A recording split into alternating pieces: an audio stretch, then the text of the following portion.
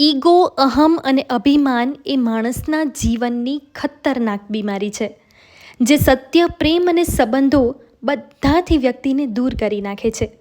ખુદ બરબાદ થાય છે અને બીજાને પણ એનું નુકસાન આપે છે.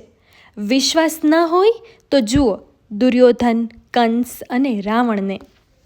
કોઈની પાછળ એટલા બધા દુઃખી નહીં થાઓ કે તમારી જાતને ખોઈ નાખો. કોઈનો એટલો બધો આંધળો વિશ્વાસ નહીં કરો કે જીવનમાં પસ્તાવવું પડે. પ્રેમ અને લાગણીને એટલી જ રાખો જેટલી એના તરફથી મળે છે. જીવન બગડી જાય એ પહેલાં આપણી જાતને સાચવી લેજો.